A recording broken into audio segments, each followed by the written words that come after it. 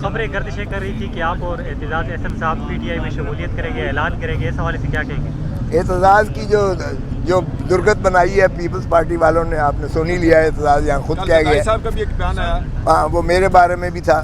ٹھیک ہے، اگر آپ کو ہم ناپسندیدہ ہیں اس وقت اعتزاز احسن کو، تو آپ نے منع کر دیا بھٹو کے کیس میں آپ مت جائیے گا، حالانکہ خود انہوں نے مقرر کیا ہوا تھا.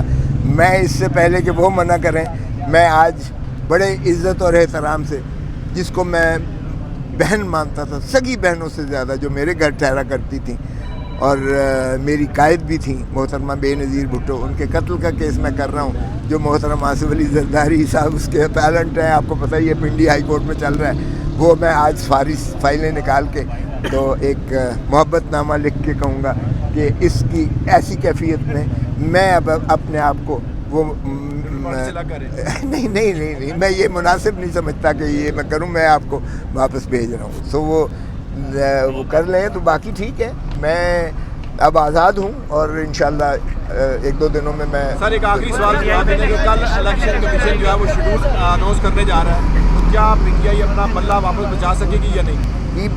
بلے کے بغیر الیکشن نہیں ہوگا، یہ آپ کو لکھ کے لے لیں. اور بلہ اس طرح سے چلے گا کہ ان کے ہوش اڑ جائیں گے، ان کی ضمانتیں ضبط ہوں گی. یہ جو چوتھی مرتبہ وزیر اعظم بننے کا خواب دیکھ رہے ہیں، یہ خواب چکنا چور ہوگا.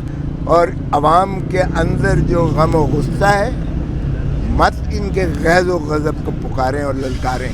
یہ اپنا جو ہے ووٹ کا حق استعمال کرتے ہوئے آپ دیکھیں گے 80 سے 90% جو ہے وہ پی ٹی آئی کا الیکشن بیلٹ نکلے گا. جو مرضی کر لیں، یہ پی ٹی آئی کو 2/3 لینے سے نہیں روک سکتے.